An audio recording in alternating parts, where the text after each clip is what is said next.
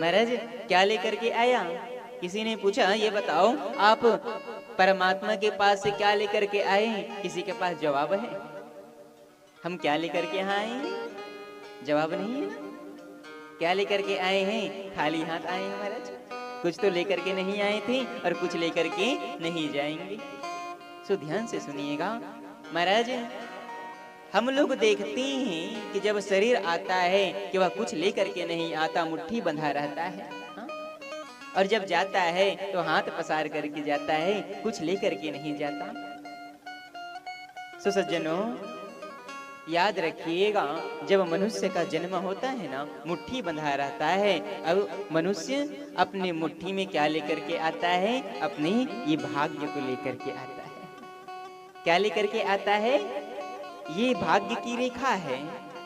जो हाथ में भाग्य की रेखा है ना महाराज, यहाँ हम आकर के नहीं बनाते। कोई अपने हाथ में स्वयं का रेखा बनाया है क्या? चक्कू चलाया है क्या? नहीं ना। ये रेखा को हम वहां से लेकर के आए हैं। रेखा कहां से लेकर के आए हैं? परमात्मा के पास से लेकर के आए हैं। यही भाग्य है। सो मनुष्य यहाँ क्या लेकर के आता है? मनुष्य आते हैं, मुट्ठी बंद रहता है, अपनी मुट्ठी में वह मनुष्य अपने भाग्य को लेकर के आता है। और जब यहाँ से जाता है, कर्मध्ये वादिकारस्ते मा फलेषु कदाचन, ये कर्म क्षेत्र है। संसार क्या है? कर्म भूमि है। यहाँ हम करने के लिए आए हैं। क्या करने के लिए आए हैं महाराज? यहाँ हम कर्म करने के लिए आए हैं। सो कहा जाता है, आते हैं तो भाग्य लेकर के आते हैं, और जब जाते हैं तो महाराज अपने कर्म को लेकर के यहाँ से जाते हैं, अपने भाग्य को लेकर के जाते हैं और भाग्य को लेकर के यहाँ आते हैं। अब बताइए, हम खाली हाथ आए हैं और खाली हाथ जाते हैं क्या?